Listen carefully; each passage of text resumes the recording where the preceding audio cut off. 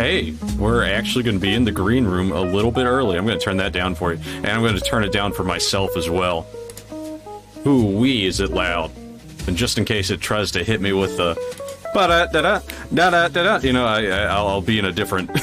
I'll be in a different headspace. Anyways, join me in my favorite little green room. So I can go over to the birds and the bees with you and the facts of life. Before we get down to business. Also, isn't Monster Cat like, isn't that like Skrillex Lite?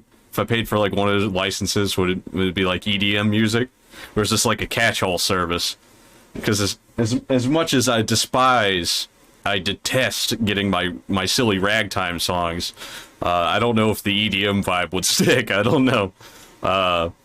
That being said, welcome to the pre-show real quick as we iron out the last minutes.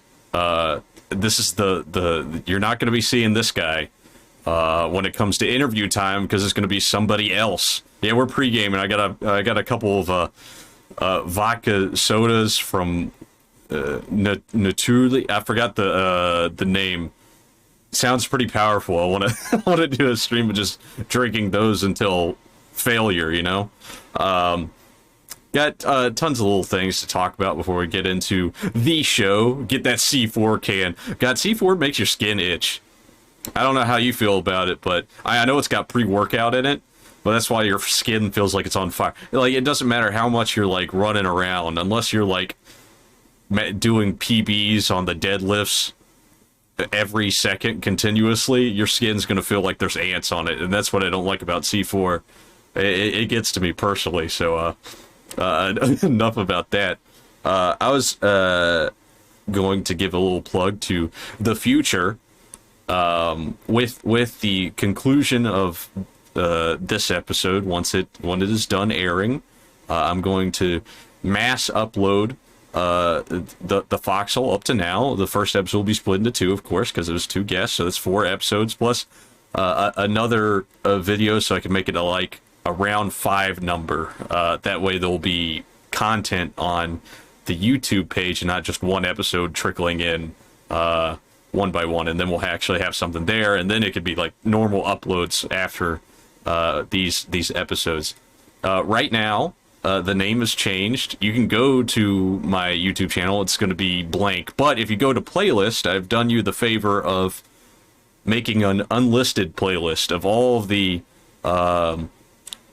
the previous Foxy episodes up to now that are just dog water. They're awful, but I didn't want to restrict that from you, so you can go there now and watch 10 full videos of me from last year trying to figure out what kind of entertainer I am. And it's tough watch as always, fellas. If you think this one's a tough one, those are tough. Perfect Pixels, welcome in to the green room section. I was gonna have a secret stream of the hidden videos. We could still do it. I mean, it's about like, if you put them all together, they're 10 to 20 minutes in length. We can get a stretch hour plus out of it. There's no common theme. It's a tough watch. It truly is. But yeah, welcome, Pixels. This is an out of the ordinary kind of. Well, it's the new ordinary, I should say. Instead of the casual chat and gaming streams, this is a guest-focused experience. So this is until the end of the episode, I won't be super interactive with chat, but I do hope you stick around and listen to the goodies in between, the meat and potatoes. So we got YouTube branding down. I'm trying to refine myself as a host too, because I was doing a little bit of like clicking through the old Foxhole videos, and I noticed I talk a lot. Like I was just I was clicking through our last episode with Spunky. What a delightful little romp we had, and each click it was me going this and hey, have you ever what about this, you know, which is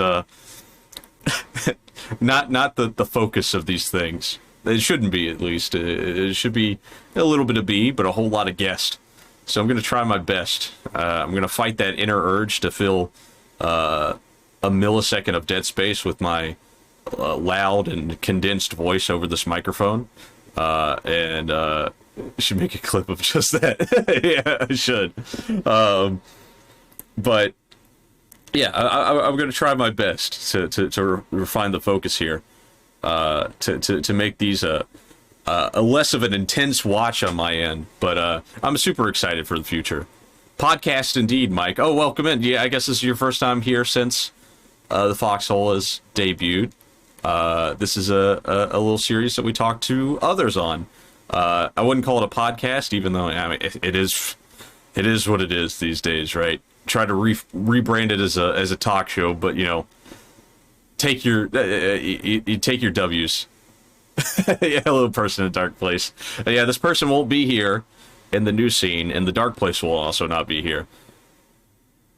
So far, the hidden videos will either be for a watch stream or for the 1 year where we show off clips from where he came from. Yeah, it's gonna be a fun one.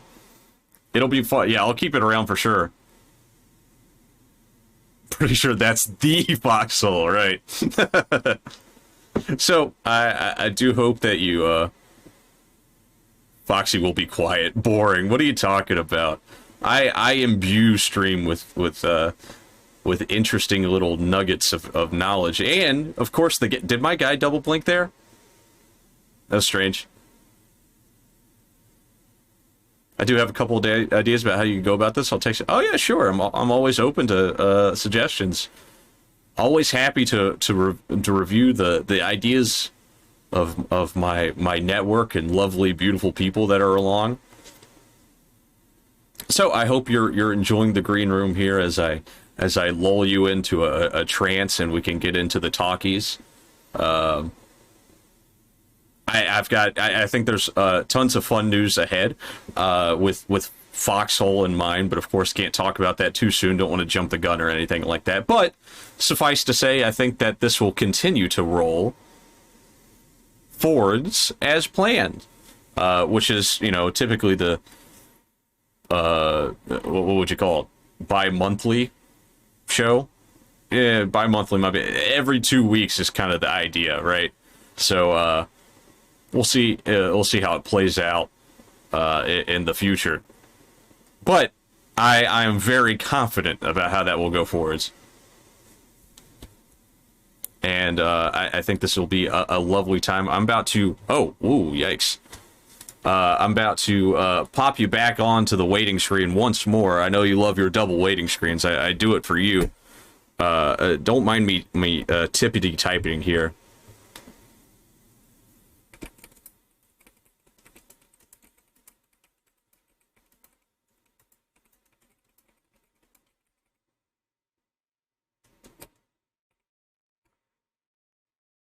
I hope you enjoy my heavy breathing when I'm thinking about it. Bi-weekly, yes. It feels weird saying bi-weekly. It seems like that would be assumed twice weekly, but I understand bi-weekly is the thing. I'm just dumb. I'm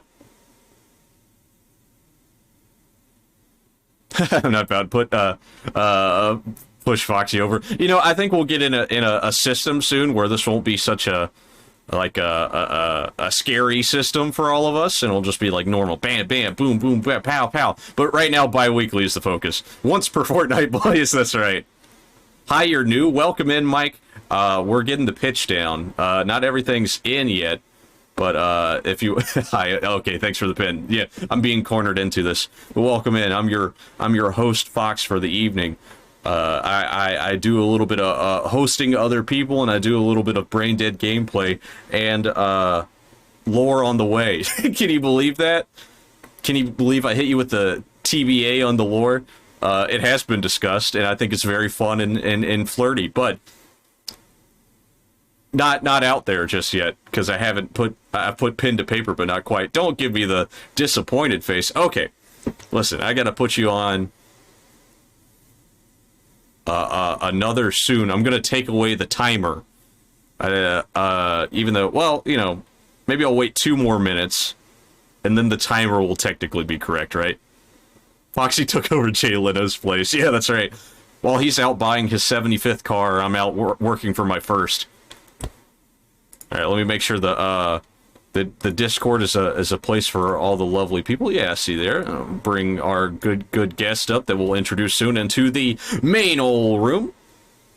And we'll have a little bit of a backstage talkie-walkie, and then we'll get to business. How about that? 5:48. Am I on West Coast time? I am actually. My computer hard reset. Oh! This is what I meant to tell you all. Nightbot has been ousted from our ranks because Nightbot was being rambunctious and a child. So I have leaned completely into Stream Elements. Stream Elements commands work. Please feel free to use the exclamation point. I need to change the title so you have the guest command, as you can see, all of our guest socials and such, as well as the Discord command is back. Can you believe that? Everything's working again, and it's because Nightbot has been ousted from our ranks. And I'm happy to say that out loud to everybody. I just want you to know I had a hard-fought battle, but I won. In a way, I mean, I'm using Stream Elements. I don't know if that's a win, but it's different, and it works. And I love when it works. So, I'm actually going to go ahead and make sure that the stream info reflects that, so that everybody can use that. Everybody can have a good goof and gaff together.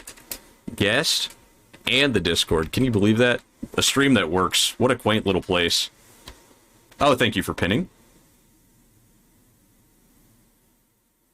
Yeah, that's the thing. I thought it was going to be URL Gore as well, but Stream Elements, it was at first, but it keeps a space in between each hyperlink, luckily, unlike Nightbot, which likes to butcher everything and get rid of spaces because it doesn't like it. Anyways, we are on the up and nice and round 550. I'm going to hit you with the next starting soon. It's the second wave. It is starting soon part 2, so don't get scared. Daddy's not going anywhere. He's just going to be away for a little bit. Oh, I see. Make a PayPal or Cash App. Make a command. You would get all the money. I do have a donation link in there somewhere. I think we figured it. Did I fix it, Celtos? I don't know. It was actually, if you invite someone onto your stream, you can actually route their audio through a virtual audio and capture the audio in Avatar. Oh yeah, yes. Bugs and I were playing around with that. This what we're doing is a little bit different since to allow my computer to have breathing room. But I'll actually get into that post stream because now we're encroaching on our start time territory. But I appreciate the suggestion. We'll come back. I'll come on the tail end there. Don't clip that. That sounds awful. Anyways, back to starting soon, and I will see you soon.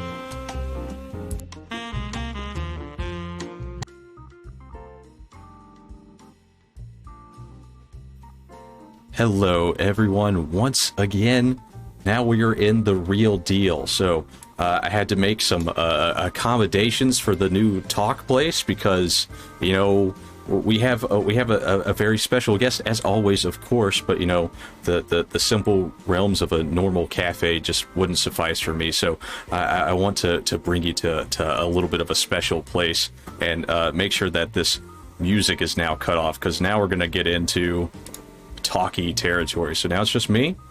Oh, I say that as I continue to listen to jazz. Now it's just me, and we're about to introduce a very special guest. So everybody get ready.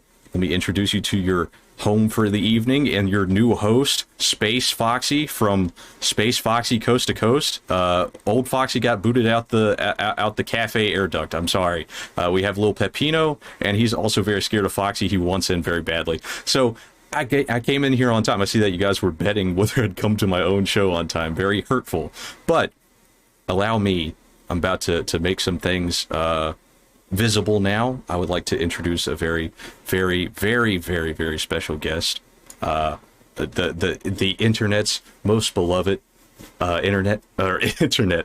intergalactic outlaw, and you may remember him or know him for his very silky, smooth voice and lovely gameplay. I'm here to introduce to you the very impeccable, lovely Vaughn Locke. Here we go. Oh my god, I forgot to copy the source. Okay, Vaughn, I'm so sorry. That's a horrible way to introduce you. Now you see an OBS project. That's horrible. But guess what? We all have little hiccups. I can't believe I didn't copy this first. Ah, shame on me. Shame on me. I had such a good intro. And now, the man of the hour, Von Loch. How are you doing tonight? Hello. Thank you so much for having me. I appreciate the introduction. Thank you. Absolutely. We are so stoked to have you, and I want to make sure I do this in a promotion sandwich cycle, because I've been known to go off the rails towards the end of the broadcast world, forget my dues to society, and I don't want to ever do that. So I want to go ahead and give you your fair plugs. I have them in my chat and everything, but go ahead and tell the people a little bit about yourself and where they can find you. Hello, I am Von Loch, intergalactic space pirate and sci-fi streamer. You can find me on Twitch. What is it? Wednesdays, Thursdays, Fridays, and Saturdays. Got a little bit of YouTube action going on and some TikTok action. Usually streaming sci-fi, but YouTube, we've got the BFE ASMR clips going on, and then TikTok is just Destiny stuff.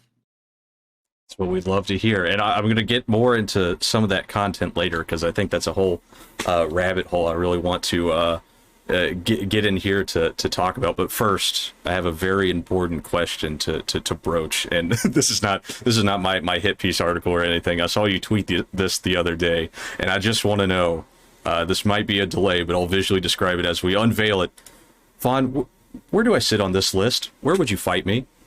Would you fight me? I'm sorry. How do you feel about me? That's a good question. I will say that when we had the unveil here, and you unveiled yourself as Space Foxy, I had to cut my mouth and make sure I didn't give a little squeal there. Super excited. Definitely a character from my past that I adore. So that I'm gonna have to say the fact that you've transformed definitely would move you up on the list there. Or maybe closer to too scared to fight. Too scared. Now that I have this buff out. But yeah, as Space Foxy, I would put you right there. Too scared to fight. Too scared to fight. You know what? We take our W's, and you know what? I'm going to return this in kind. As someone that's on the run from, in your words, not mine, possibly forces cosmic, I'm probably not going to fight you. I feel like this. I feel like there's plenty of people I'd fight on the internet, but this is one battle I may tuck my tail and run, because I value my life, and being an internet broadcaster is strangely dear to me. So I'll put you in the I'll never fight, or hold on, let me revisit the list. No, you're an angel. You're an angel. I'm going to give you angel status.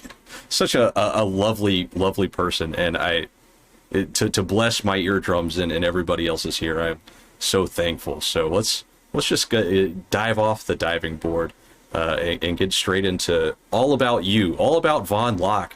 And by the way, I noticed in the kind of the notes that the Zell provided for me, you said people pronounce your name wrong. Am I doing it correctly?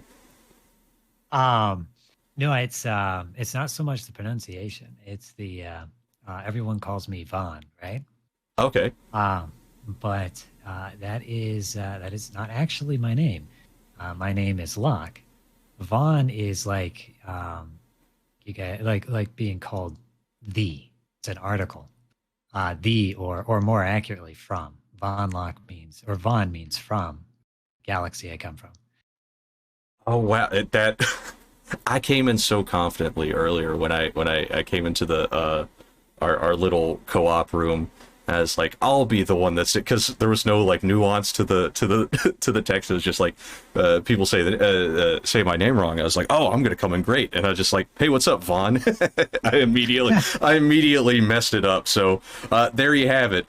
This is probably not an internet first. This is just me live figuring out that I was very stupid and didn't do that research. So Loch it is. I realize that, and it makes sense now that you say it. So Loch from now on. I will no longer be part of the wrong crowd. I pride myself in my my investigative research.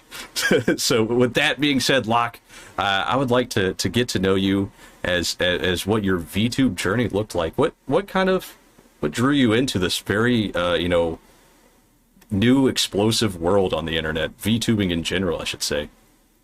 Yeah, that's a great question. That's something that has been a very interesting journey. I would say of stages. Um, I think maybe 2, 3 years ago, I didn't even know anything about VTubing. My brother introduced me to it, with some of the bigger names out there, Hololive. He's like, "Hey, I really like this. I like this streamer, really, really big one. You guys probably recognize her if I said her name." And, and I'm like, "Dude, I have no idea what you're talking about. Leave me alone. Let me play my games." Um, and, and he's like, "No, they're really funny. They're like comedians." And I'm like, "All right, well, this is getting some traction. It's getting some interest." So I pick up. I don't watch the one he recommends. I end up watching another big name, which you might recognize. I just end up seeing this VTuber playing Stanley Parable. They have a VOD for Stanley Parable. It was Pikami, right? Oh, okay. And I watched Pikami, this one Stanley Parable Pikami video, and I'm just laughing. I am in stitches. My side hurts. I'm laughing so hard. I'm like, this is the greatest thing in the world I've ever seen.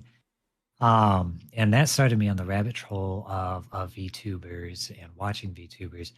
And um, the question kept coming to my mind: how do they do this? What's behind the curtain? How do you make this kind of content? How do you make this kind of entertainment? What does it take to be this kind of entertainer? And that question just kept rolling around in my head over and over and over again, until one day I'm like, you know what? I would actually like to go ahead and look into it, see what this is all about. And that's when, I feel another big name really caught my attention, rising star, as it were. I saw um, uh, uh, Pomato was started streaming. She debuted, and then everything she did just blew my mind. It's like, oh my god, I want to do that. I want to be like that. Um, and I would say that was the third stage of inspiration. And from there, it was just lots of research, lots of I guess a lot of saving money, and then kind of building towards being able to do it myself. Oh yeah, absolutely. The money part is very real. I understand that. And but before I glance over it, shout out to Pomato, of course, who pretty recently crossed the partner threshold. Am I wrong on that? Is that true? She did, yeah. Yeah, which is it's incredible. And to see that firsthand, because like you say, when you see somebody from the Hollow Live troupe or something, you see I'd say finished product. Everybody's always growing in their own way, but somebody that's already big and out there. But to see somebody kind of like, roots to that finish line that we're all kind of vying for at this point in time is incredible. So yeah, big shout out to Pomato, and then I think Zell actually showed me someone else that just finished the partner threshold. So just a lot of cool stuff that we got to kind of see firsthand. Now, for you, did you ever? I know some of our previous guests kind of fell into the flesh tuber pipeline. Did you have any want to go down that path too? Just be on cam, be just a person on the internet? Actually, no, I didn't. The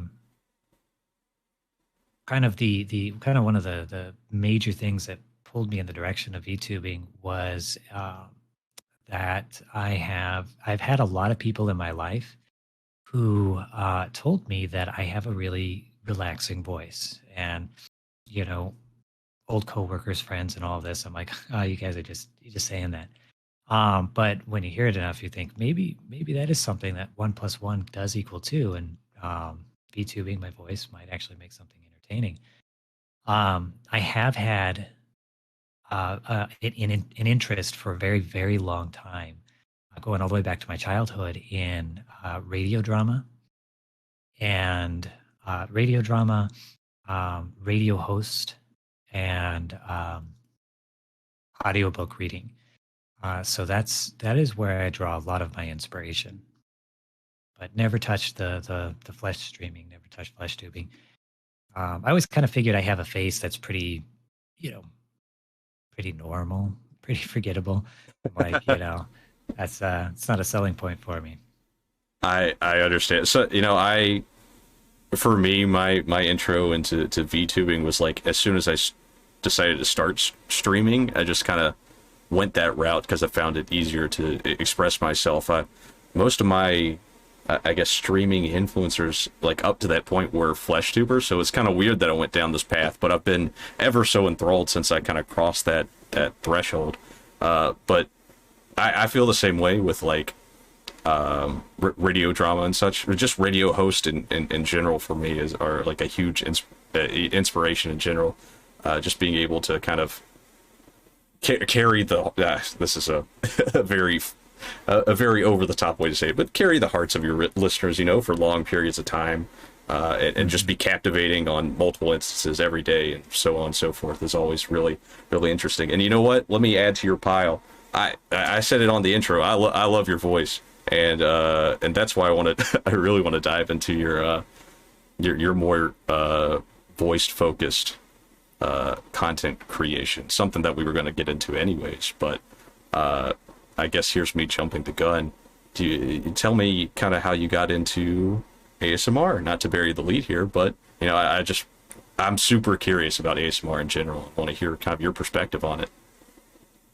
Yeah. So, I kind of think a lot of the things that I get into, I kind of take an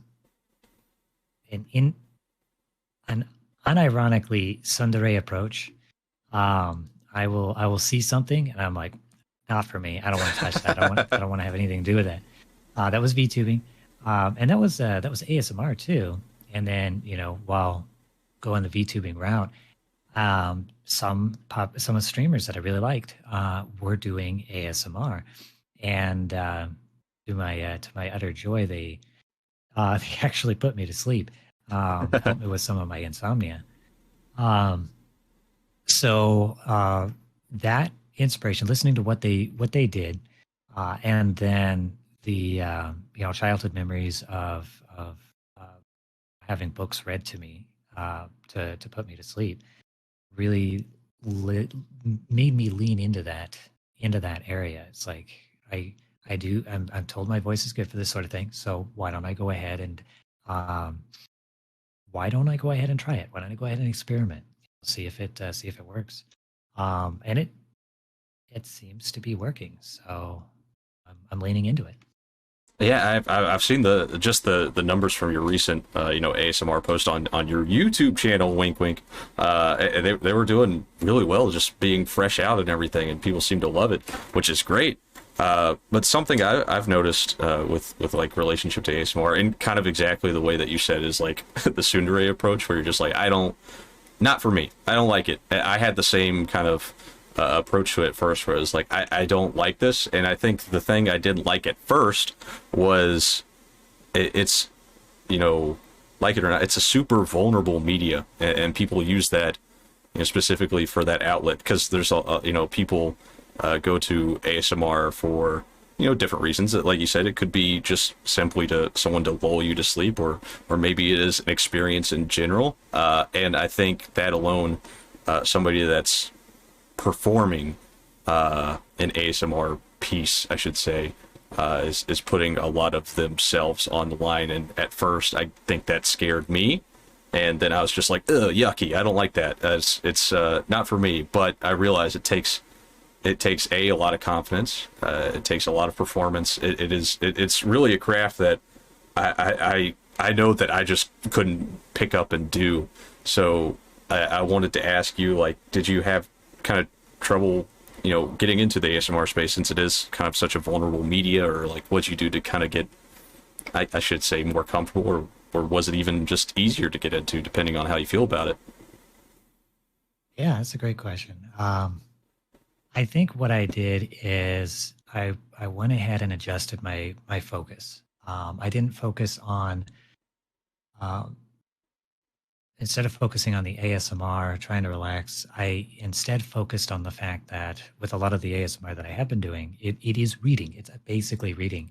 Um, I've decided to focus on the fact that I am reading either a bit of lore from a video game, or I'm reading a script and um, looking at it from the perspective that I'm really just acting a role.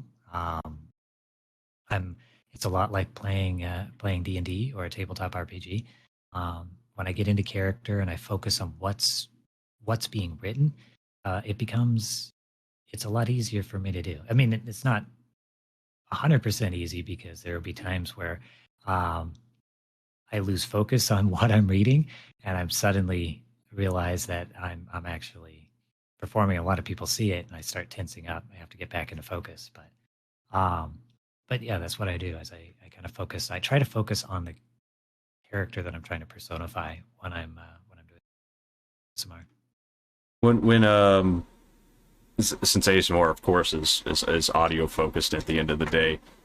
It's something I kind of when I'm listening, of course, it's something you kind of tune out to. You're just kind of listening, feeling the experience. What's the recording process for that like? Is this something that you have long form takes for? Or do you have to split up, tiny pieces of audio and kind of smooth them together? Because I'm curious. When I made like videos in general, I remember audio always being a struggle. So I imagine like an audio forward medium would be, in my opinion, would be hard. I'm just curious how you approach it when you put out a video. Yeah, yeah. I'll share with you a little secret that I do. It is a little bit harder, this particular technique, when there's video involved. But if you're not moving around a whole lot, you can still work. Um, so what I do is I do go ahead and chop it up. And what I will use is, I've got it right here on my desk. I will use um, a dog training clicker. I hold it up to the mic, and if I'm reading a line, and this is for recording, so I don't recommend this for live. But um, if I mess up something, I'll go ahead and click it, and then I immediately go back to where I wanted to record, and I just keep recording. So the recording itself, the initial recording itself, is one long form until I get to the very end. And I'm able to go ahead and keep the rhythm and tempo of what I'm doing in that moment. And I can just think of it as like, doing it, you have what is that little board they do in front of a TV or a video camera when they're doing a show? Think of it Oh, as like right, a yes. retake. Okay, I see. I, you know, Um, oh, I'm sorry. Please keep going. no, no, I was just gonna say, so I think Spunky's identifying it as slating. Slating. Oh, okay. I I think I've heard of, similar, like creating a very specific noise to like trigger peaking in your audio levels to kind of key it out like that, which is super smart because exactly what you said. I my old videos reek of this because I still don't know too much, but I'll be different about it. But I did different takes. Of course, I did tons of little takes, and I've noticed that when you do something like that, if you don't record at the same time period, or if you're going for different inflections across the whole bit, you're gonna have something that's like, "Hi, I'm Foxy," and then it could go into something that's super intense, like, "And this is my da da da da," and the moods could be completely disjointed and disconnected. But if you have one longer form, you're in that headspace. So that's a really, really good tip. Thank you for sharing on that. Yeah, absolutely. Ad clickers are really cheap, and the nice thing about them is that it's it's it's very visually apparent when you're looking at an audio clip in editing software. The click will usually go above anything you're saying. So it's very obvious when it's coming up. Oh, okay, so you just kind of like, you're like, there's where I messed up, and then cut out that part. Is it you do it right after you mess up, so you just oh yeah, I guess Yeah. that's what I wanted to say. How do you? Because I know it's a peak in the audio, but if you're looking at peaks in the audio, you know, you have audio chunks. Is it just everything that comes before that peak you delete? Because it, I guess what I'm saying is, how do you salvage the good audio before that? I should say. I do still listen to it. So you do have to, if you're doing your own editing, you have to listen to your. I know it's not popular, but you have to listen to your own voice. You have to watch your own video. Those YouTube videos that I do, you know, they run about 7 minutes, 15 minutes is my most recent one. That's probably about 2 hours of work, where I'm constantly listening to that audio, chopping it and adjusting it. So so you have to listen to it, but what's really neat is that if you are keeping the same tempo, the same rhythm of what you were saying the moment before, you're going to have you're going to see the pattern of what you're saying. You know, trying to think of an example of something, you know, like okay, so if I went ahead and repeated trying to think of, you know, like 3 different times back to back, it's going to look the same on recording software. It's going to look the same pattern. And if I have a click between each of those, that click is going to go ahead and tell me, well, that one was no good. The next one, starting kind of the same, going the same way, click, nope, that's no good. And then I see the third one, and that's the one I like. No click after it.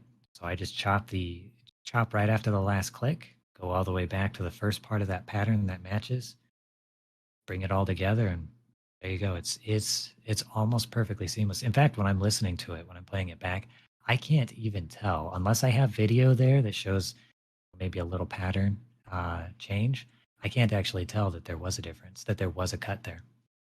Oh yeah, I agree as well. I was actually just in preparation for this. Of course, I was just kind of going through older videos or older VODs, and then of course the newer ASMR bits.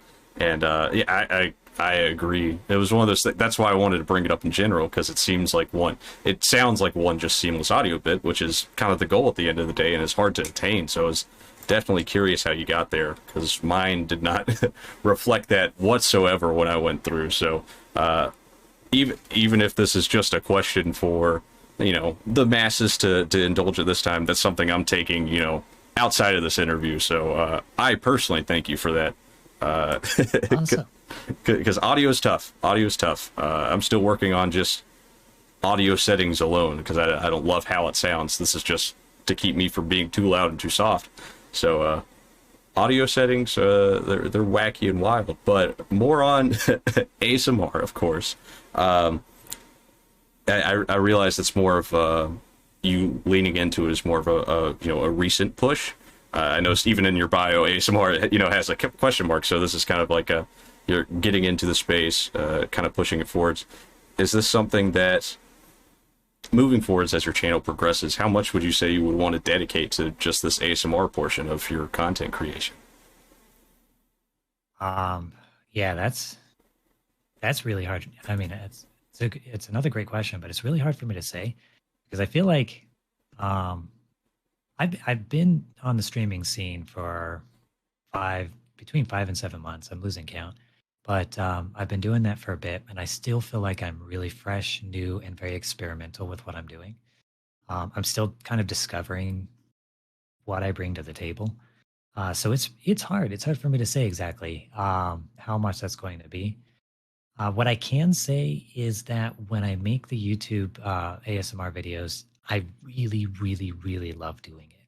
I usually go ahead and record, mix, chop on Mondays, and I find that I really look forward to that.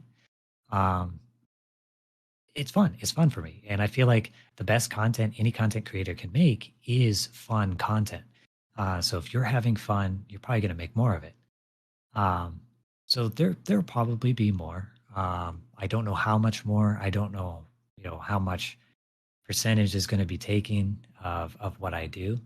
But it is something that I really enjoy. So there will be more of it. It's good to hear, because I personally enjoy it. So I'm glad to hear more on the way. But that's a lovely opinion, or a lovely point to make, that content creation at the end of the day, while you are peddling it to other people that, you know, ideally like to hear you and your thoughts and your process. It is for you too.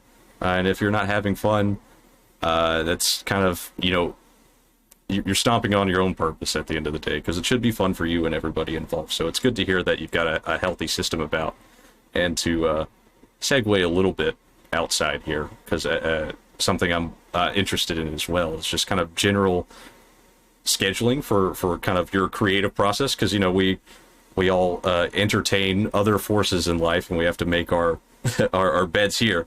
How do you go about, you know, scheduling your week for either streaming, making videos and such? Have you kind of gotten into the process? This question's kind of in part for me as well, because I struggle with this. It's an excellent question. Like, these are all amazing questions. Oh, thank you. I will say that the first part, the first key to that is for me, being maiden lists. The best part, of course. But it is a passion project for me, so it's something that consumes a lot of my time and focus. Again, I love it, so it's not a burden, or you know, it's not something that I dread doing. But when I'm not doing the day job, I'm usually doing something for streaming, something for the channel. I'm doing research to make the channel better. I'm working on whatever project that I have for that. But I will say that the thing that really helps me is that I keep, I would even almost say, a rigid schedule. Obviously, you don't want to be too rigid, because then you don't get opportunities like what we have here to spend some time with you. But generally speaking, I like to go ahead and make sure that I have my week planned out in advance. Um, and I let everyone know. I'm like, hey, if you want to collab with me, I love it. I'd love to collab. But you got to let me know a week in advance. I can't do anything, you know, drop of the hat. And what's really great is community. Everyone I've interacted with has been really, really respectful about that. So I would say two things on that is having a schedule for yourself, and then also communicating that schedule to others. I guess it comes down to setting appropriate boundaries. The schedule that I put together has pretty much kind of fixed slots. When I look at my content and I create it, I see my channel as kind of old network TV, or maybe an old radio station, where I have specific blocks for specific types of things that I like to do. And you know, obviously I'll make exceptions if there's something like a collab or something like a guest here on your channel here today. But for the most part, when it's just me, you know, my I'll say my Thursdays, for example, that's chess day. And my Mondays, that's the day that I go ahead and make content for YouTube. Tuesdays, that's the day I make something for TikTok. If I compartmentalize it, it's all very easy to manage. Oh wow, I didn't even think about kind of expanding that to different social media creation days, because I've definitely made the mistake of being, well, Zeltos of course could probably write a book on it, but being very unorganized. I'll get the bug to want to create, and I'll be like, all right, I'm gonna make a video for YouTube, TikTok, this and that. But when you have that approach, you kind of foil yourself, because you never have enough time to devote to any one thing, and then you just kind of make something that you're not super in love with. So I think planning out like that, like you said, you know, Monday for your videos, Tuesday do a little bit for TikTok, and then having a more rigid schedule for your broadcasting days is a really nice and healthy way to go about it, along with communication, which if anybody's curious, you little online goblins, communication really is kind of the spice of life. It is a wonderful thing, being able to kind of communicate your boundaries, what you want to do. It gets you places. So a wonderful little lesson that we have there. But schedule making was just kind of a little aside, because it's interesting. Once you get into the space, it's kind of half of you at some point. You got to do your schedule and all. But to kind of fiercely jerk us in a different direction. I'm sorry, my questions kind of pitter patter here and there, but there's a lot I'm curious about. No, no. Good And, answer.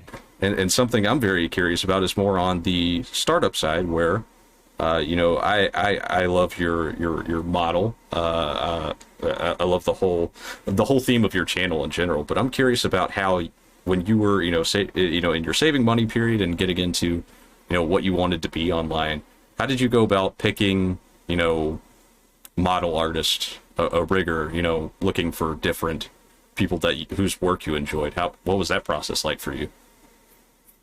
Yeah, yeah. Um, that's another that's another excellent question. Uh, the I think I had the good fortune of finding a VTuber who because I started with a lot of research, and when it came to the VTuber specific sides, I had the good fortune of finding a VTuber who put out a lot of tutorial videos to get themselves off the ground. It's a great way to get started. If you're wanting to create content and you're looking to kind of build an audience, creating tutorials will attract attention. Um, and she kind of pulled back the curtain a little bit, helped me understand a little bit of what to do. One of the key pieces that she pointed out was where to go to look for art. And I went in the direction of Fiverr. I've been told recently that Fiverr has a bit of a rocky reputation at the moment, and I don't know if I just got really lucky and I was at a good time that Fiverr was reliable and I felt safe using Fiverr. Um, but uh, I I browsed Fiverr and just looked at artist after character creator artist after artist, and that's where I started too. By the way, I didn't. I know there's different ways to start. You have a concept of what your character is, and then you look for an artist that'll match that concept. But I guess I did it backwards. I went ahead and looked for an artist who's I just simply like their art style, and decided to go ahead and build my concept of a character afterwards, and give them that, see if they could work with that. So I found on Fiverr, I found Rose. Her handle is for Twitter is LLE Rose 91.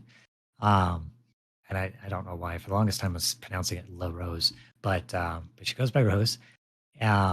Please check her out if you guys are looking for a magnificent artist. What really drew me to her was that she had a semi-realistic style with her character, with her character concepts. Um, Obviously, still the anime style, but she went a little bit more. Um, I don't know. I would say maybe Death Note level realistic, um, as opposed to some of the kind of the stylistic or the cartoonish elements of maybe like Sailor Moon. And I like that. I liked her style. Yeah, I'm a big. If I'm remembering the name correctly, I believe is it to oh man, I forgot the Death Note illustrator's name. I hate that. Is it Obata? I believe. I don't remember. I can't for the life of me. But yes, I do adore that style. When it came to character creation, what did what kind of inspired you to go with the lore that you have now? Was it either media, just a personal thing that you had, or I'm just curious, what made you arrive at what Locke, what Von Locke looks like today? What was that personal creative process? Yeah, that's actually a funny story because the end result was not what I had initially started. Um, I was spending some time trying to turn over a character. Um, when I was really kind of conceptualizing of whether or not I wanted to go ahead and be a VTuber, whether I wanted to do that, I was playing around with the idea. I'd look at all of these incredible characters. I'd see mythical gods. I'd see uh, uh, characters and creatures from myths and legends. And I'm like, what do I like? What is it that I would like to do? And Starfleet officer would be a little bit too on the nose. So um, the I had it in my head at some point. I turned it over to my brothers, and I'm like, hey, you know what? You know what I really like, but I don't see a lot of, and I started spitballing space westerns. I'm like, I'll be a space western space cowboy. Um, and the funny part is that I when after I found Rose and I went ahead and approached her, she asked me for, uh, kind of a character, a character compilation, a character mood board, and I went ahead and gave these ideas. I had references in there from all of all of this, classic sci-fi space western stuff that I really, I would really like, Cowboy Bebop, Trigun.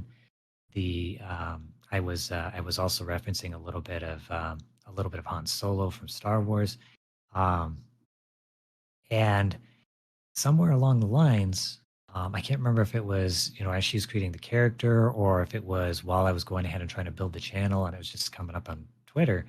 The focus shifted from space cowboy to space outlaw. And then from there, it just outside everyone else, I started um, converging on space pirate, just kind of leaning towards space pirate. And, I just sat there and thought, space pirate, like Captain Harlock.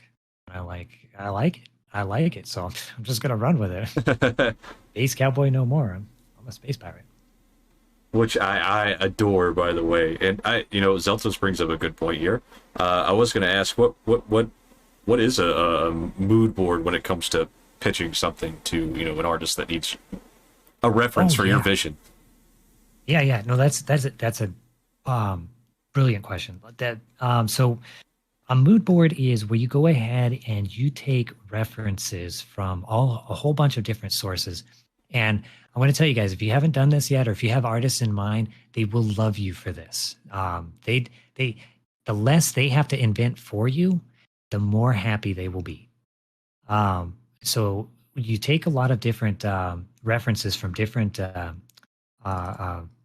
places. I personally, I would personally go to Pinterest, and I just go ahead and type in a keyword that I liked, um, and some things really worked really well.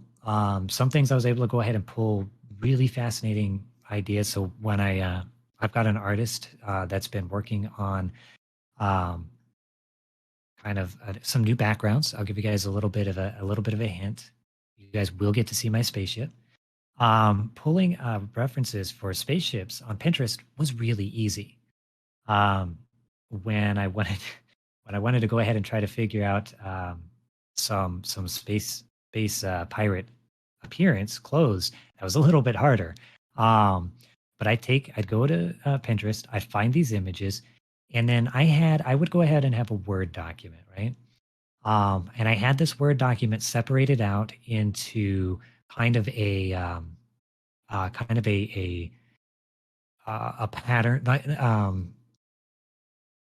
Oh man, the word's escaping me, but I'd have sections set aside. So I'd have a section for hair color. I had a very important section for glasses. Um, have a section for maybe the kind of face. I've seen others since then where um, I'd have a section for where artists recommend a section for body type. And I would just pull all these images from Pinterest, or if I couldn't find it there, just do a general Google search, put it in the book. I just copy it, paste it into the Word document, save it as a PDF, and then I would give that PDF. I still do this if I need some high level conceptualization going. If I need to give some ideas that are not easily referenceable to an artist. Um, I give this PDF to the artist and I'd say, these are the kinds of things that I'm looking at. And again, going back to what we said earlier, communication, absolutely key. If your artist comes back with a question about something you referenced, go into as much detail as you want, as you feel necessary. They love that. They want that. My glasses would have been done wrong if I would have let her interpret what I had sent over in the mood board based on her first impressions. Very good. So highly recommend.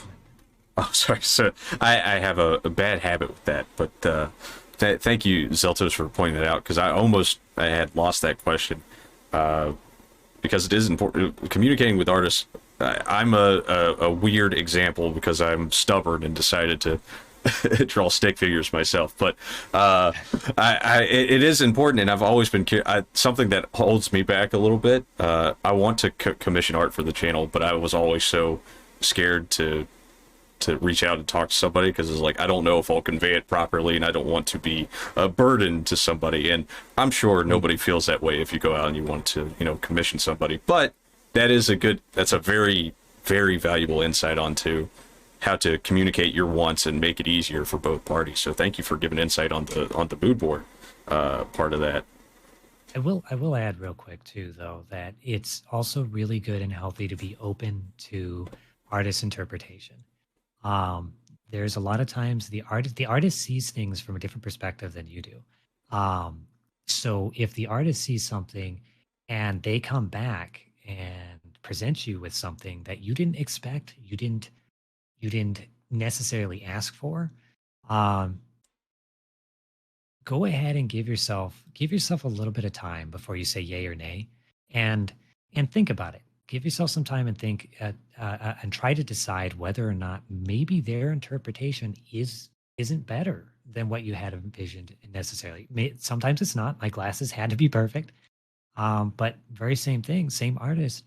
The color scheme, the orange, white, blue, that was not my choice. I had originally said I wanted red, black, and gold, and everyone wants red, black, and gold. But she came back with this color scheme, and I was shocked. I gave it a day, and I decided, you know what?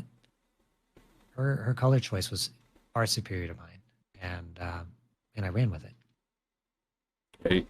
That is also valuable insight because it can be very hard when you're dealing with something that I imagine everybody when they create a character is like that's your baby. You don't want you want as much of your vision to be out there, but being receptive to change and other suggestions, it kind of shows here's a really solid example of how somebody else's input can have a very valuable impact on the final product. So there you go, more advertising for healthy communication, not just with your real life circle, but with people on the internet and how that can turn about. And as far as relationships on the internet goes, something that's always super interesting to me because I happen upon certain channels, and I've been lucky enough to communicate, talk with you, Spunky, Fell, people inside that group as well. I'm curious what your experience, networking on the internet has been like, or finding new friends as this channel has been on. Are these people that you currently interact with? Are these people that you knew beforehand, or is this like people you met through the process of growing your channel and such? Yeah. I would say almost everyone in my circle, as it were, is all new friends. I have very, very, very few connections that existed before VTubing, and that's not because I didn't want to. I kind of tried to convince even my brothers, because my brothers would be my real life, my IRL support group, to try to join me on this journey. And they have their own visions, so that didn't end up working out. But everyone I've met everyone I have met has been incredible individuals, incredible people, incredible friends, and very blessed to have found so many incredible creators and entertainers. There were I will say that I've developed very early on. I developed a very very strong bond with a couple creators that were starting out, you know, roughly around the same time I was, maybe a little bit before. And when I started out, I started with a with a Twitter page. I started with basically no brand, no identity. It was just a Twitter profile with the letter V for my profile picture. And so even I was calling myself Vaughn when I shouldn't have been. But there were friends here. We actually have one of them in the audience that really, um, you know, stuck their hand out and um, supported me, even though they knew very little. They hadn't even heard my voice yet, and they supported me very early on. And that would be Cypress Monkey here. Um, yeah, she very one of my very very first um, VTuber friends and supporters was there at the very beginning. So that was very special to me. But also all of the other friends that I've made along the way were in many ways were um, individuals. Some of them were, you know, I met through mutual friends, but a lot of them were individuals that, you know, I kind of interacted with maybe lightly on Twitter, and then I got curious. I explored their channel. I can I consumed their content, and I found that with a lot of the individuals that I meet, they are, um, you know, they're creators that I really really enjoy their stuff. As far as how I meet them, you know, it's usually just me. It's usually just me reaching out, or vice versa. They reach out to me and say, "Hey, you know, this is cool," or we talk about this, or we talk about that, we talk about this game, or something like that.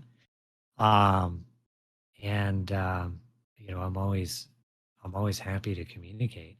I think I said it early on because I was always getting questions on Twitter. You know, how do you make friends? How do you make friends in the VTuber community? And the thing that I always do is I go ahead, when I'm approaching someone, I go ahead and say, "Hey, you know, I think you're cool because of X or Y or Z." Um, and then maybe I'll just leave it at that, or maybe I'll follow up a little bit later and I'll say, "Hey, um, you know, this is actually I wind up in their chat a lot." And I wind up making a connection there too. But really, it is just reaching out, it's just sticking your hand out there, saying, "Hey, I think you're cool. I think it'd be cool if we'd be friends." The other side to that though is, you know, you don't want to be you don't want to be weird about it. So if you stick out your hand and you don't get a response, and you know, they kind of just uh, you know, they don't notice you. I don't want to say anyone's ever ignoring you if they're not responding, because I don't think that's necessarily true. Everyone has very busy lives. Um, uh, Give it some time, you know, uh, move on. Don't take it personally. And, you know, you will find someone else to connect with. And, uh, and then maybe some other time you can come back, you can circle back to that person and see if they still want to, you know, maybe collab, maybe something like that. Very, very well said, and very well said, because you know, there's a fine line on the internet between, you know, genuinely reaching out, trying to make new friends, and then you can also very easily cross that threshold and be bothersome. So there's a there's a line to strike, and I think that's perfectly how to put it. You know, you reach out. If nothing comes today, maybe it wasn't meant to be, or maybe there's some time down the line that you can reconnect with that person, and that's kind of the best way to go about it. Being active in other people's chats is always a lovely way to, you know, get to know somebody, and, you know, have a relationship as well. But you know, I would be way in the wrong to not acknowledge this, but yeah, Spunky is a hell of a creator and well adored on on this channel as well. She has done a lot for myself as well, so we love Spunky here. give a good. I'll have Zeltos. I'm zapping his collar right now to give a shout out in chat. But it's kind of cool to hear that you had kind of a similar experience there with Spunky. I think Spunky I happened to meet through a raid of all things that I did. So I feel very lucky, and I'm glad to hear we kind of share that there. That being said, He's incredible.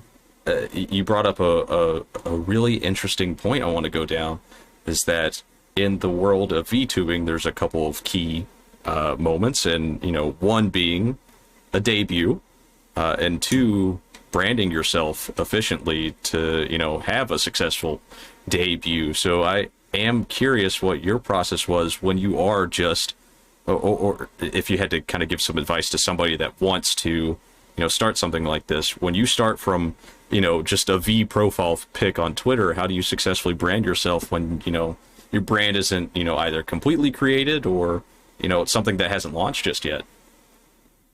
Yeah, that's that's an interesting question.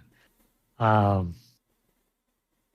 would say, the there is a part of it where you're just putting yourself out there, and if you're starting from just a letter like I did, maybe go ahead and lean into the mystery a little bit. Let people be curious about you. Um, there's that. There's maybe put a simple statement on your Twitter profile, kind of giving everyone an idea of what your goal is, what you want to be. Um, but for me personally, and I know this isn't necessarily true for everyone, this may not apply to everyone, but for me personally, there was also this kind of riding the wave. There was this discovering what I wanted my brand to be, while at the same time allowing what I brought to the table to kind of develop as a brand, as other streamers, viewers um, took interest and um, kind of developed their own idea of what that brand is. I think we see a lot of streamers that'll go ahead and get bullied by chat, as it were, um, or will have something that they resist with their chat, or with their viewer base, or even with the community as a whole. And there is that'll help you define your idea, your personality, or your brand. But then there's also keeping your ear to the ground, and kind of identifying what your audience sees in you. You kind of if you figure that out, if you get a thumb on that, you can try to help grow your brand in that direction. Uh, Hopefully, it's not exactly the same as capturing lightning in a bottle, but uh, maybe it's a little bit like growing a tree that'll be a nice big tall lightning rod. Right, and it's a little mixture of I imagine there's a little bit of luck involved getting in front of the right people, but I think that is a really solid point. And when it comes to defining, I guess, what you bring to the table in kind of that thought process, I am curious in the creation of the Von Locke that we know and adore today.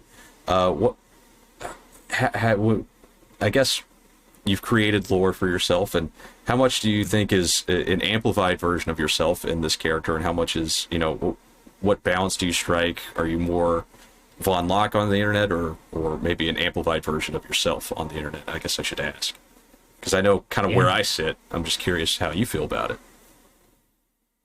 Yeah, I mean that's a question I haven't actually thought about. I would say that when I'm Von Locke, I'm bringing the best of myself to the internet. I am being who I want to be, who I aspire to be. Um, a lot of my inspirations for entertainment as a whole tend to be very uh, wholesome models in my life. Um, of course, is the very popular Bob Ross. Um, but I grew up watching um, watching Mr. Rogers, watching um, LeVar Burton, and these are these are these are men that when I looked at what they created for me as a kid, I was inspired in them constantly driving you to push yourself, to develop yourself, to be better. So I would like to be that for others. I don't I don't think I'm a saint. I don't personally think I'm a saint. Um, I've made a lot of mistakes in life. I still make mistakes, and I'm always trying to become a better person and improve myself in that regard. Um, but the Von Lock that you guys see is the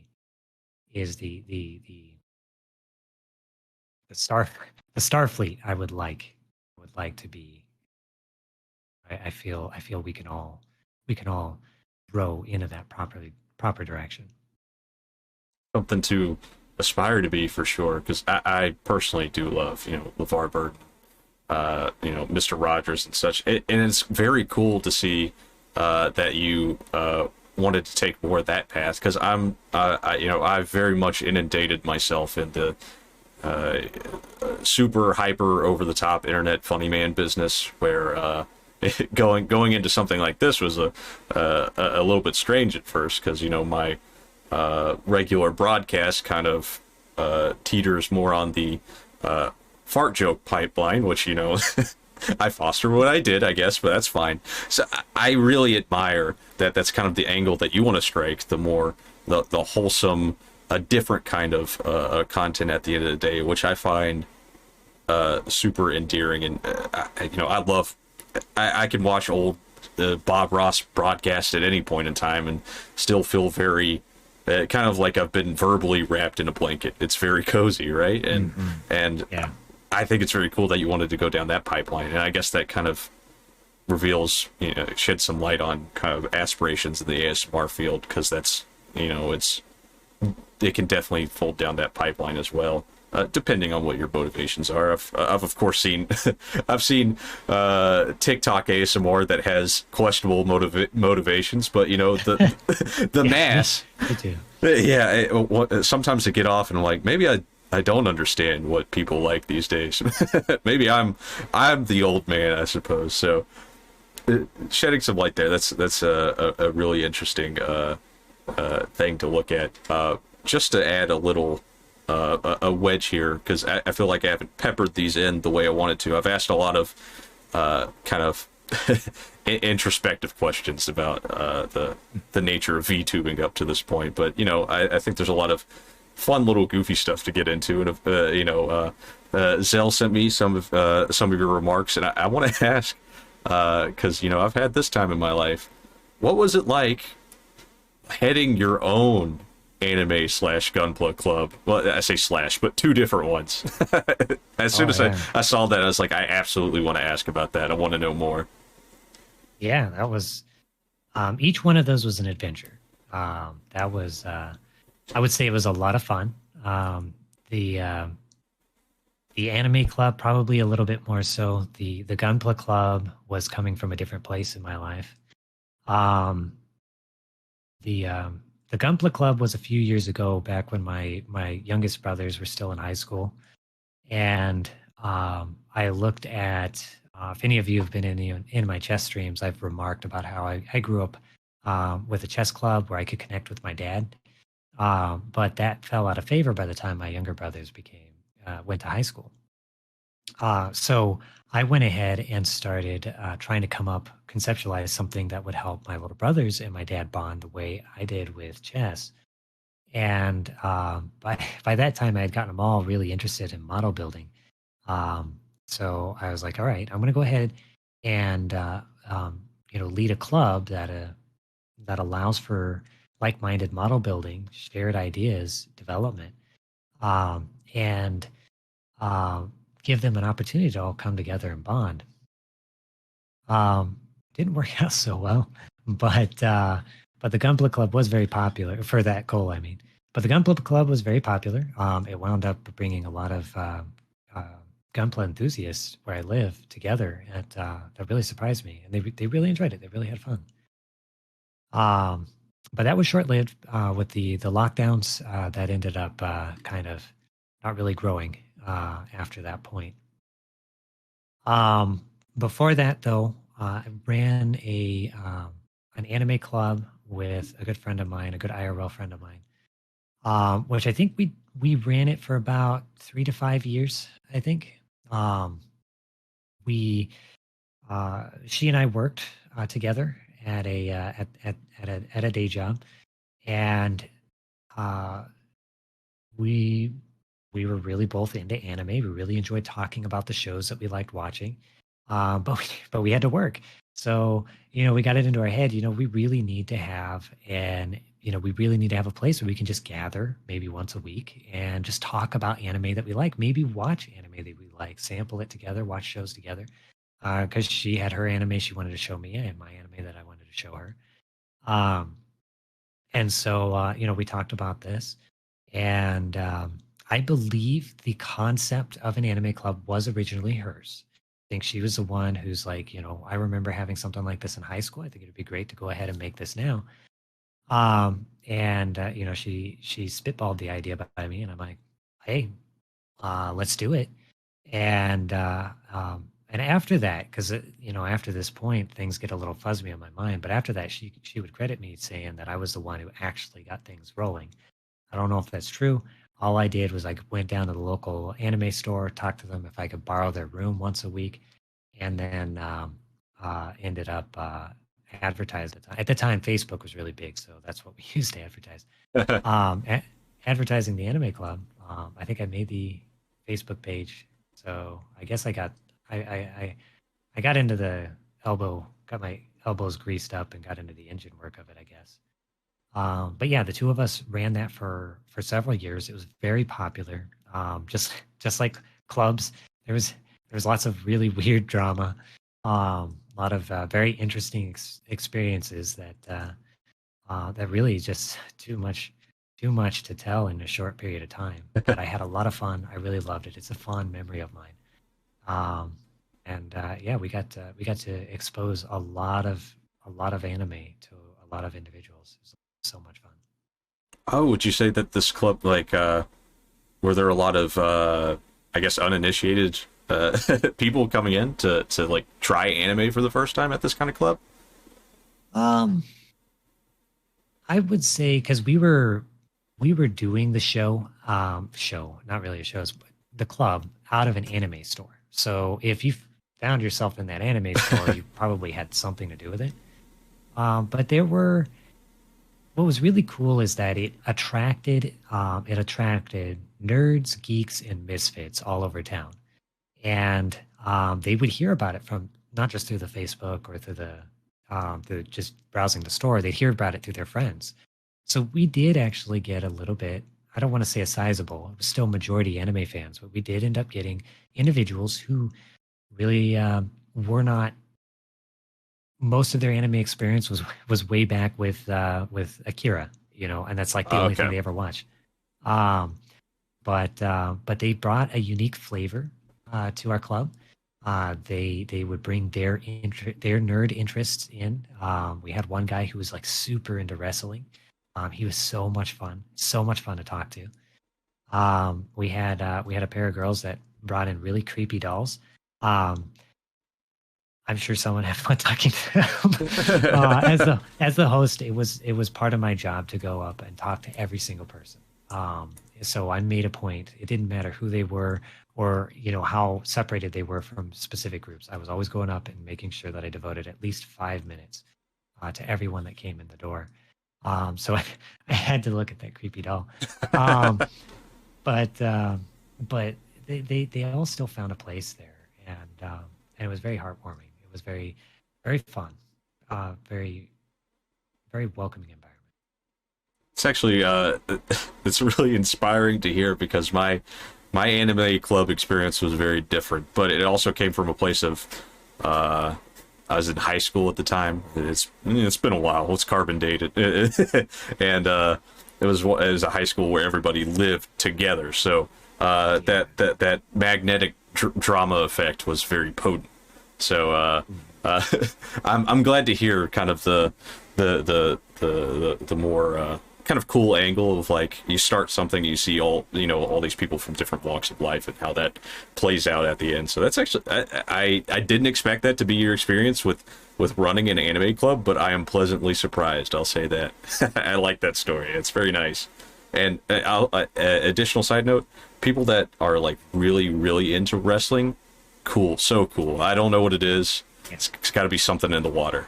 So cool. I love it. Every time I've met somebody that's like super into wrestling, just super down to earth people that have a lot of cool interests. So I'll leave that there.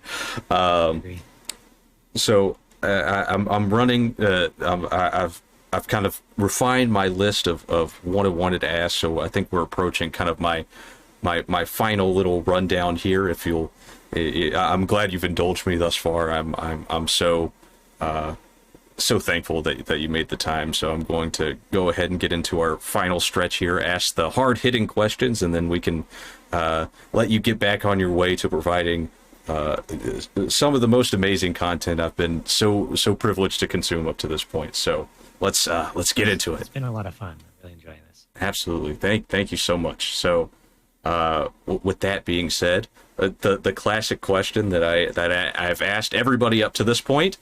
Wow, I did a little bit of a snore inhale there, but if you could kind of go back in time, to that point before you were exposed to VTubers and such, and maybe you had an idea of that you wanted to be somebody online or such. What kind of advice would you give to that person that wanted to start being an entertainer on the internet? What would you do differently up to this point? What would you tell them to do the same? I'm curious your thoughts. You can go whatever that time period was. I say loosely 5 years, but however you want to approach it. I probably would have told myself to just start. Just these fears, these anxieties that slow us down. I would have just give myself the good old bright slap and say, "Get over yourself, kid," um, and and just dive in, just do it, because it's you don't get anywhere unless you dive in. I think that's a perfect way to go about it, because I think most people share the same sentiment where it's like something's holding you up. You just gotta, once you take the step off the cliff, it's a whole lot easier. Just gotta keep doing it. And to kind of put it in reverse order here, I know we briefly touched on this when I asked about your ASMR aspirations, but if you could peer, some years into the future, or just until you've considered your channel to be where you want it to be from where you are now, what do you think your channel looks like at that point in time? What are you doing? Kind of content you're making? I'm curious what your vision for it is at this point in time.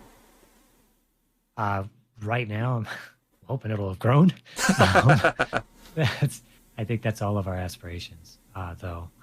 I would say I'm hoping that I'm going to be more efficient at creating entertaining content. Um, I I would like to make content that um is that can be visited again, and enjoyed again in the future. Um, you know, my perfect kind of content is,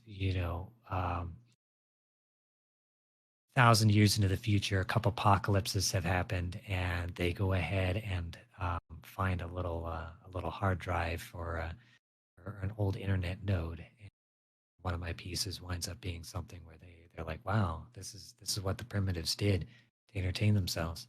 That that would be what I'd like. But for realistic goals, um, my realistic goals really are.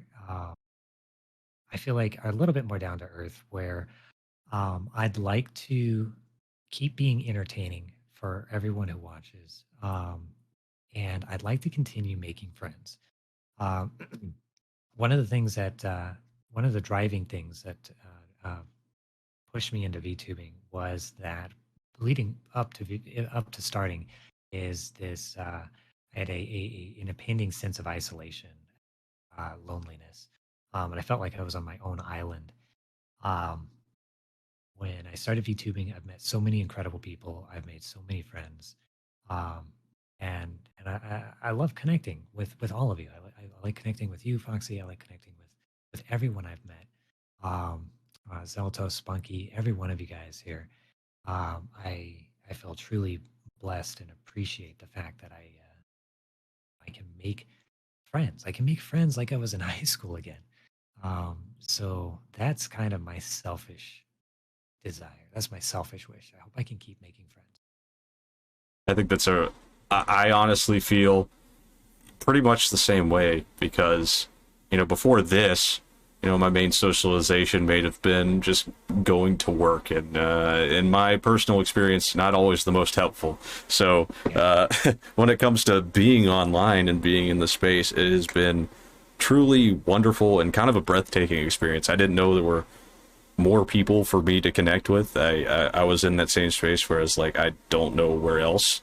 I don't know where else this train takes me, but as soon as I kind of got online and started meeting new people, it was just it's an incredible world that kind of opened up, and that alone gives me enough confidence to pitch as someone thinking about wanting to do this to do it, because just this alone has been satisfying enough to make me go to bed at night and be like, that was great. And along with what you said as well, I also have the selfish desire of, I guess I would call it, leaving a legacy behind of like your media being consumed, like even if it's just a footnote in a book, some years down the line, it would be super cool to be retained just because of this thing I happen to do. So I think that is an incredible wish for your future self and channel. And Zeltos made a good point up there a second ago, and I'm going to go ahead and, as we enter the dusk of this broadcast, I want to give you the floor. Is there anything going on in your stream life today that you want to promote, kind of same as before, your channels and all, or anything you're working on? I want to give you the time now to just here's my Sean Evans moment, here's the camera here and here, go wild. Whatever you would like to promote, please do so. Thank you. I would say that right now I have kind of a large focus on the YouTube channel, the ASMR. Really excited to be able to read and act and present this kind of content. So if you guys are interested in little, some of them are BFE, boyfriend experience type listens. One of them very much not. One of them's more father to child. So please don't confuse those two. But I'm really having fun making those. So I hope you guys will check those out. And then as for the near future, we have a chess rematch. I'm going to get a chess rematch with Orias. A couple months ago, I had the pleasure of doing a chess collab with him, where he spanked my ass. So this Saturday, I'm going to get my rematch and hopefully take away a win on that. So please keep an eye out for that. I love to hear it, and that's exciting for me because I've got something I've been wanting to do more of is plug other people's stuff, that I want people to see. So tons of fun stuff going on. I can't wait for it. I can't wait for your ship reveal at the end of the day, the insides, the guts. I can't wait for it. I'm super excited, and I'm super stoked to have had you here today. With that, I'm gonna go ahead and get into the solo outro moment. I want to give a heartfelt thanks to you once again before I send you off to the damned general chat. Thank you again. You have been a wonderful guest and have given just a world of insight to the VTubing world. So thank you so much. Well, thank you so much for having me. This has been a genuine pleasure. I've had a lot of fun. Thank you. Absolutely. And I'm going to bring him off now. Everybody give a round of applause. I'm going to pat on my arm. I have brought him to the general chat. There we go. Allow me to put myself front and center. I do not have a bottom half. I didn't want you to see that, but I guess you have seen it now. That was... I feel super fulfilled having done this episode because I've wanted to kind of get more into you are yeah, that's true. I am a ghost. Oh, Von Locke, I don't know why I said that so like informally, like you're somebody else, like I didn't just talk to you. No, thank you, Locke, so much for the follow. You have been an incredible guest. Oh my lord. I've always wanted to kind of make this into a super, you know, information heavy segment, something that we can really dive into the nitty gritty of VTubing as a whole, and I feel like we really got to do that tonight, and I am over the moon with how this one turned out. So thank you again, everybody. Please go check out Von Locke on all the socials. I didn't have Twitter in the guest about, but not Twitter. I do have the Twitter there. I didn't have the TikTok there, but I'll make sure to plug that separately. So Von Locke on YouTube, Twitch, Twitter, and TikTok. So wonderful guest, and even more. I said even more. Whoa, no, I can't say that. I adore all my guests equally. I can't say even more. No, also more wonderful guest on the way too. So thank you all. You guys make it a wonderful thing for me to be here and hang out. Absolutely, Locke. Thank you for being here. It is the pleasure is mine, truly. So with that, I'm excited that I think we have our first round of episodes to put online for people to reconsume outside of the Twitch VOD segment. So even more to lover. Is that what I said? Oh God, probably. Anyways, with that, I adore you all. Kisses. You're the best. I can't wait to do this more for you. In the meantime, I want you to look forward to a couple things. Look forward to Von's chess rematch and all of those other goodies coming up, as well as Cyber Spunky's Japanese lesson on Saturday. Be sure to be there, be square, because I will be there. Thank you. Oh, yes. Oh, my goodness. Thank you so much for helping me reach my first 100. Something I was kind of bubbling up when it happened. I wanted to address it as it was happening, but I didn't want to derail the conversation. I am through the moon. We're at 101 now because of for our very generous guest, Locke. I'm, again, through the moon for that as well. My follower goal has been reached, and we can move on to even greater bounds. Plug episode 4, he says. Have we? I want to make sure that we've solidified that guest, because if you can message me privately real quick, because I know we had next goal 20,000. That's right. I know that we had a couple that we were talking about. I want to make sure that I'm plugging the correct person, because I think I got confused. Let me go ahead and make sure everybody sit tight, because if I say the wrong person, that's going to look super rough. As you can hear me typing, I believe it's this person, but I could be wrong. I often have wrong moments, so I just want to make sure, because I don't want to go out like swinging and be like, our next guest is Shaquille O'Neal, and then Zeltos is like, he didn't say yes. And I'm like, damn it. Shucks. Whoops. I didn't get Shaquille on the pod, and now even I'm calling it a podcast. Look at that. Okay, good. I did have it right. We're settling on a date, but our next guest for Foxhole episode 4 is Pixel Kitten. Can you believe that? Look at all these incredible people we're able to swing here. I just feel so honored. I'm going to be super excited for episode 4, and I'm super excited to post episodes 1 through 3, part 1 and 2 of episode 1, by the way, with our wonderful guests, Falcon, Olga, Spunky on 2, and then Locke on 3, and then we're going into 4. Oh, goodness. Oh, goodness gracious. I am just super excited, and I cannot wait to see you there. So, with that being said, we're logging off for the night. Mom said it's someone else's turn to be on the Xbox, right? So I'm going to send you over to someone else. take a little raid over. I actually I raided Deja yesterday, but I feel that. Oh wait a second. No, I'm gonna double raid. My etiquette's poor. They're gonna be like, please stop stalking me, but it is what it is. Deja, you're getting a second one. You're getting the full force of the Foxhole podcast. I'll see you next time, Pixels. I'll see you next time, everybody. We'll talk soon, Pixels. By the way, because I know you had that thing you sent over my way. So I love you all. Have a wonderful night, and get ready to enjoy some more fun over at Deja's channel.